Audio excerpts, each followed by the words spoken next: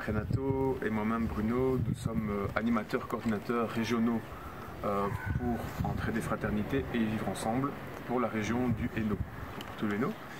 Donc sachant que Entraide et Fraternité porte une réflexion sur la solidarité internationale et donc principalement des projets de coopération, des projets de développement avec des associations et des partenaires dans les pays du Sud, donc sur 3 continents, en Afrique, en Amérique latine centrale et en Asie. Ça c'est pour l'aspect solidarité avec les pays du Sud. Et pour vivre ensemble, je crois que c'est la raison de votre visite, du coup là on se penche sur les questions de la pauvreté et de la précarité ici en Belgique. Et donc à travers une réflexion et une sensibilisation du public sur les grands enjeux de la pauvreté en Belgique, mais aussi, et c'est là que ça peut vous intéresser je pense, dans le soutien d'associations de terrain qui justement aident les personnes en précarité. Et donc notre rôle là-dedans, c'est bien à la fois de faire de la sensibilisation, mais aussi de rencontrer les associations, de les sélectionner, parce qu'on fait partie d'une commission qui sélectionne tous ces projets qui chaque année sont soutenus par Vivre Ensemble. Donc il y a un roulement, chaque année on soutient entre 20 et 25 projets dans la région du Hainaut, mais plus globalement pour Bruxelles, la Wallonie et la communauté germanophone, ce sont une centaine de projets qui sont soutenus chaque année. Et donc on procède à la sélection, on les visite et puis surtout on essaie aussi d'organiser des événements, encore une fois de sensibilisation et de rencontres entre associations, pour que tous les gens et les travailleurs de terrain puissent travailler en réseau, collaborer, échanger leurs pratiques, leurs difficultés et dans la lignée du complète juste après, pouvoir faire un plaidoyer commun, donc avoir des revendications à destination des politiques ou d'autres réseaux, mais donc pouvoir se mobiliser ensemble quand il y a des grands enjeux ou des lois qui passent et qui ne sont pas en leur faveur ou en faveur des personnes bénéficiaires des associations.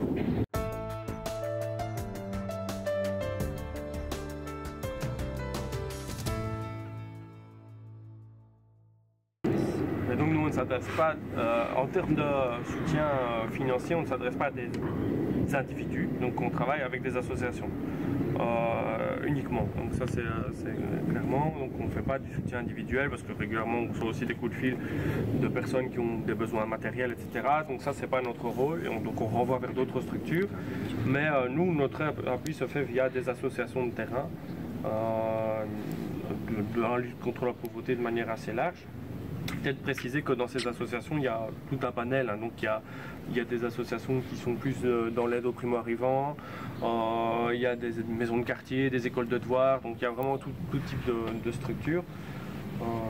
Et sinon, après, au niveau du public qu'on touche, au niveau de sensibilisation, ça peut être un peu tous les publics, adultes, je dirais, le plus souvent, avec aussi plus particulièrement le public des paroisses, parce que Vivre Ensemble est une association d'identité d'origine catholique, et donc on travaille beaucoup aussi dans ce domaine-là, même si on a une activité tout à fait pluraliste et que donc on peut toucher aussi un peu toutes les personnes qui sont intéressées par ces questions.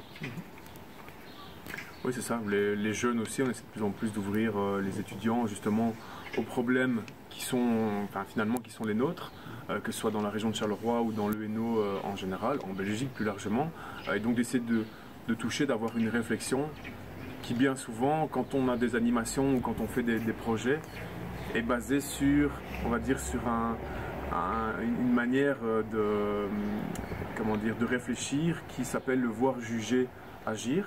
Donc c'est une très ancienne méthode développée par le MOC et un certain Carden, si je ne me trompe pas, et donc en fait qui permet vraiment justement de se rendre compte de ce qui se passe, de faire l'état des lieux, d'appréhender un peu une situation, et puis ensuite de se faire son idée de la situation et de pouvoir concrètement penser aux alternatives et finalement d'agir sur le terrain.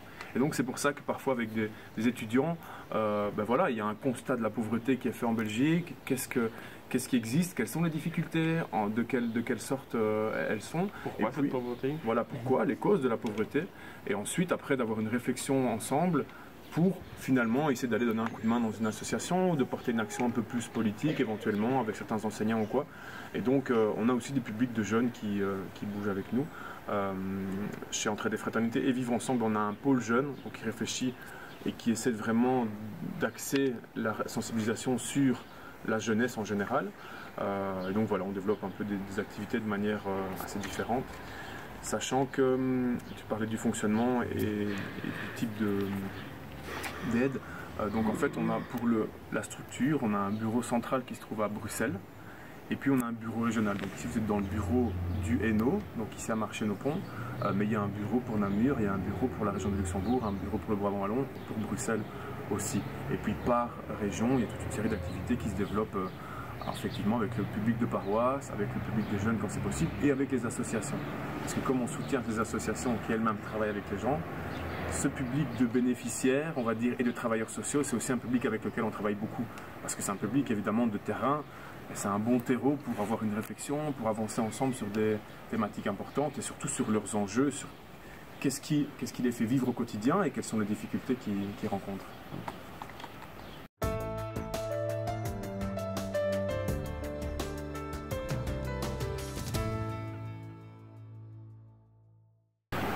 Donc on fait de la sensibilisation de manière générale, et donc sensibilisation encore une fois de différents types de groupes, des groupes relais ou des équipes qui sont proches de nous, plus de bénévoles au niveau local, encore une fois des jeunes, alors des événements qui sont grand public, et donc l'objectif de cette sensibilisation c'est non seulement d'être conscient des problèmes qui existent, pour ensuite éventuellement s'engager ou entrer soi-même dans une démarche de changement de comportement, de transition, ou de s'engager dans telle ou telle initiative sur le plan local. Donc ça c'est la sensibilisation, c'est quand même, on va dire, le gros de notre métier. On a aussi des actions, comme disait Renato, plus d'interpellation politique et de plaidoyer à destination des pouvoirs publics. Et ça on fait en grande partie pour Vivre Ensemble, en partenariat avec le réseau wallon de lutte contre la pauvreté. Et donc on a des actions coordonnées pour dire de ne pas faire ça de manière autonome et avec nos envies, mais pouvoir mettre toutes les forces en commun et faire un peu un front comme ça pour essayer voilà, d'interpeller sur des points d'actualité, sur des nouvelles réformes, sur des choses qui vont avoir une incidence forte sur le quotidien des personnes qui sont déjà en situation de précarité et de difficulté. Donc sensibilisation, interpellation, et puis encore une fois le soutien des associations sur le terrain. Donc ça c'est vraiment les trois points. Peut-être pour préciser, quand on parle de sensibilisation, ça peut prendre des formes différentes. Donc c'est parfois des formations, ça peut être des conférences, ça peut être, si je prends un exemple aussi d'une autre activité qu'on a fait, c'est par rapport à la question de l'accueil des réfugiés. On avait organisé toute une journée qui retraçait un peu le parcours d'un réfugié, c'était en partenariat avec la Croix-Rouge. Voilà, là aussi c'est pour essayer de comprendre comment ça se passe, et donc c'était à chaque fois aussi des rencontres et des témoignages avec des gens qui sont directement concernés par les situations. On parlait de plaidoyer politique, ça nous est aussi arrivé de participer à des manifestations. D'être emprisonné aussi. D'être emprisonné à cause de la répression policière. Et donc voilà, oui, donc ça peut être vraiment des mobilisations un peu de tout type aussi par rapport à tous ces enjeux.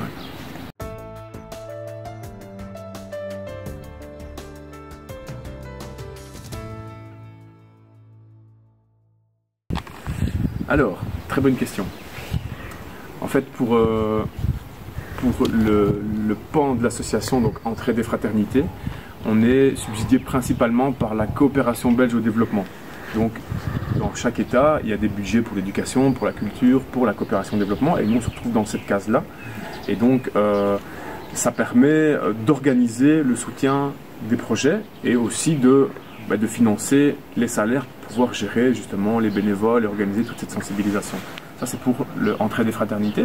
Et par contre pour Vivre Ensemble, donc Vivre Ensemble Éducation, c'est la communauté française, donc la Fédération Wallonie-Bruxelles, qui sur base des activités, des heures d'éducation permanente, donc d'éducation de formation continue, de réflexion à long terme avec des groupes, sur base des contenus de ce qu'on fait, nous subsidie, nous donne voilà, une certaine quantité de subsides, d'argent, qui permet encore une fois d'organiser toute cette gestion des thématiques, des bénévoles, de la construction d'outils, etc. Tu peux compléter? Oui, ben donc ça c'est le général sans être trop compliqué. C'est la partie des subsides. Donc les subsides, ce sont les fonds publics qu'on reçoit, donc comme l'a dit Bruno, de la coopération de l'État belge et de la Fédération Wallonie-Bruxelles. Et alors à côté de ça, on a tout ce qu'on appelle des fonds propres. C'est tout l'argent qu'on récolte auprès de tous les donateurs. Ça peut être vous, ça peut être n'importe qui, ça peut être vos voisins. Et alors, donc on fait des appels aux dons. Ça part de notre département justement récolte de fonds. Et d'ailleurs, tout don de 40 € est déductible fiscalement.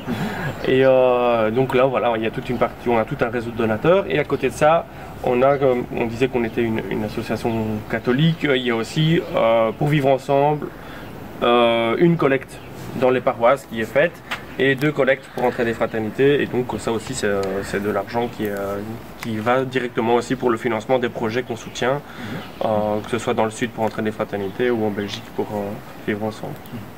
Donc les sources de financement et de subsides sont multiples. Encore une fois, comme dit Renato, il y a les gros subsides, on va dire, plus institutionnels, où on a la coopération belge de développement et la communauté française, Fédération Wallonie-Bruxelles, et puis justement susciter la générosité des gens à travers les collectes, les dons, les legs aussi, parce que voilà, une famille ou une personne qui décède mais qui voudrait par exemple céder son patrimoine ou des avoirs importants ou qui n'a pas d'héritier. Ou qui n'a pas d'héritier, voilà, c'est ça. Voudrait céder un peu son patrimoine et un héritage important à une bonne œuvre ou quoi que ce soit, et bien ça arrive qu'il fasse appel à une association comme la nôtre, comme à d'autres, mais donc de dire voilà, je veux que ça serve après pour quelque chose de concret, pour l'appui aux associations, pour la vie au niveau local et pour la solidarité. Donc ça c'est une possibilité aussi. On a pas mal aussi de collaborations avec les écoles, avec les mouvements de jeunesse aussi, pour essayer de faire un peu tout ce qui est des goûters solidaires, des pauses café, donc des actions un petit peu de récolte de fonds, avec un peu de sensibilisation, mais des choses assez dynamiques dans les groupes. Et donc en multipliant un peu toutes ces sources de subsides, c'est comme ça qu'une association assez consistante comme la nôtre, donc on est quand même... allez, pour rentrer des fraternités et vivre ensemble, on est 35, 34, ouais, 35, 30. Plus ou moins. Et avec toute une série de bénévoles, pour pouvoir faire vivre toutes ces structures, il faut multiplier les sources de subsides. Sinon, être dépendant uniquement de ce qu'on récolte, voilà, c'est un petit peu, entre guillemets, la crise financière où il y a des difficultés et les gens ne savent pas toujours faire des gestes à long terme ou autre. Donc ça, c'est un peu compliqué. Par contre, en multipliant les sources de subsides, en prenant un petit peu un peu partout, entre guillemets, là ça assure une stabilité, une pérennité à long terme quand même. C'est important aussi de dire qu'évidemment que tout cet argent est dédié entièrement à nos missions, donc nos missions de soutien direct aux associations et nos missions de sensibilisation, d'éducation. Donc c'est évidemment pas... et tout ça se fait en toute transparence évidemment. Oui, si vous voulez plus d'infos, on a des rapports d'activité, des choses beaucoup plus ciblées, comme ça vous pouvez vous faire une idée des chiffres de l'attribution, comme ça vous permet d'avoir une idée, peut-être de comparer avec d'autres projets, de vos camarades ou quoi. Mais donc, comme dit Renato, ouais, c'est tout ce qui est récolté, que ce soit pour la Belgique et les associations ou pour le Sud, est reversé totalement au projet. Et c'est pour justement, entre guillemets, les salaires et pour pouvoir organiser toute cette sensibilisation, toutes ces actions, qu'on sollicite aussi l'État et les différentes structures. Et avoir du matériel pédagogique, etc. Parce qu'évidemment, quand on parle de sensibilisation, c'est pas comme ça s'improvise pas. On peut avoir beaucoup de débats, de discussions, etc. Mais c'est quand même intéressant aussi d'avoir des supports, des outils pour pouvoir parler de tout ça. Outils papier, vidéo, jeux, petite animation, donc voilà, c'est assez varié. Et c'est vrai que ça demande aussi du temps de conception, ça a un coût aussi de fabrication, de réalisation, donc voilà, tout ça s'organise, et donc il faut multiplier les sources de subsides. Okay.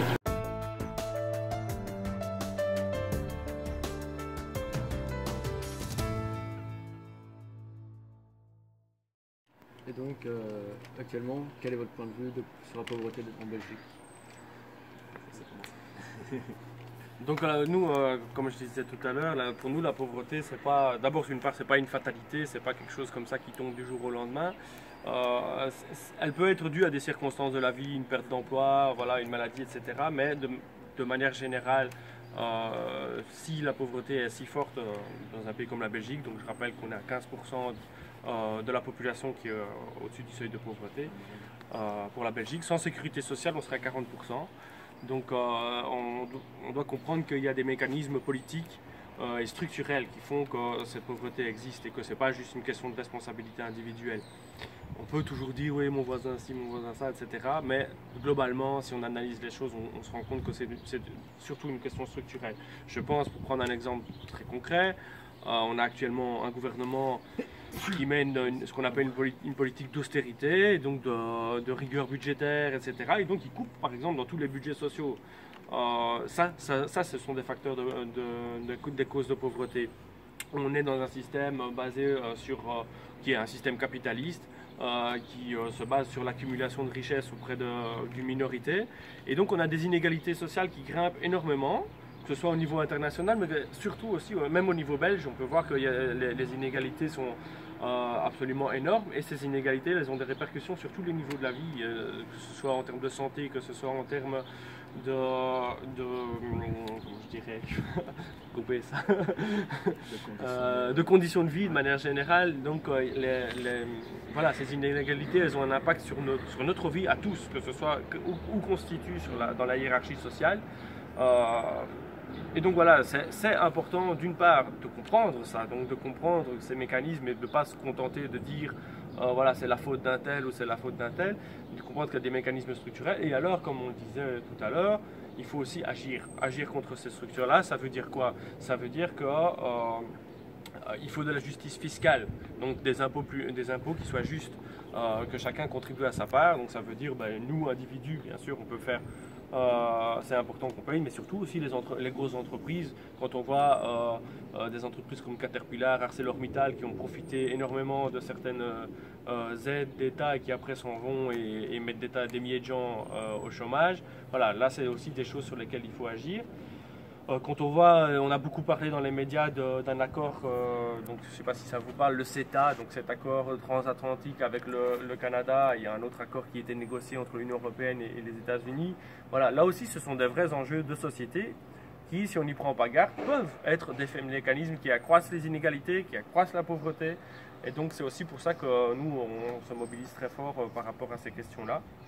Donc voilà, si je veux synthétiser en gros, c'est que d'une part la pauvreté c'est pas une fatalité, que la pauvreté elle a des causes structurelles et que si on veut y remédier, on doit d'une part se rassembler, insister sur des valeurs comme la solidarité, le vivre ensemble et agir à un niveau structurel et politique, et bien sûr aussi tout ce qui peut être initiative citoyenne dans lesquelles on peut s'engager au quotidien. Je pense à toutes ces initiatives en transition.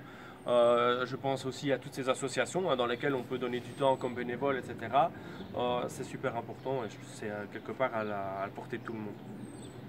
Voilà, un beau tableau, je ne sais pas si on peut dire mieux, mais juste très concrètement pour compléter, donc c'est vraiment cet engagement dans des initiatives de terrain, donc on est conscient que le travail des associations, que l'appui aux personnes concrètement dans les quartiers, dans les communautés est super important, mais il faut toujours faire ça en étant conscient qu'on peut aussi faire levier pour des décisions et pour empêcher que le système actuel n'écrase encore plus et qu'on doive encore plus pallier aux carences du système.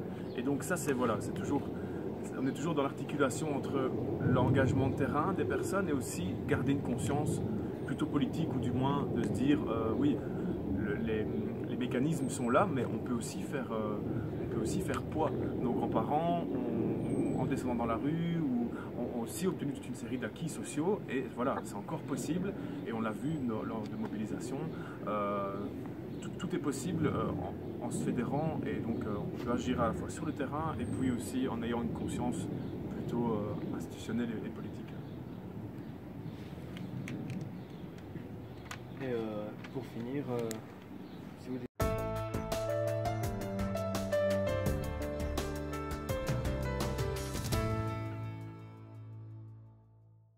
Déjà, je disais salut à tous, les camarades en classe, et puis on espère que vos travaux seront complémentaires, que vous pourrez avoir un bon aperçu de ce qui se passe sur le terrain dans les associations, mais aussi de vous rendre compte aussi qu'il y a un décalage avec la vision des gens, avec l'opinion publique, et donc de pouvoir bien articuler les messages, la sensibilisation, la diffusion des messages qu'on doit faire aux gens et en même temps notre engagement personnel et justement en termes d'engagement.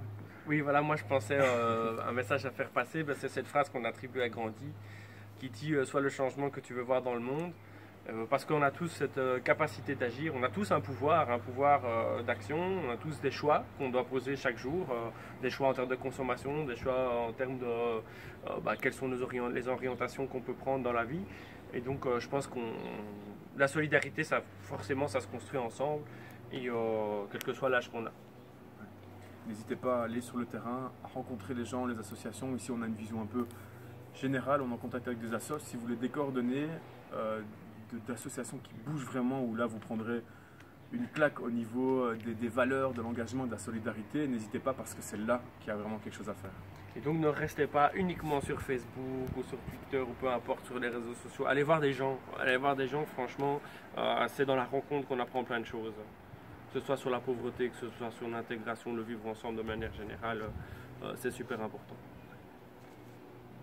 C'est tout. Voilà. Voilà, merci d'avoir répondu.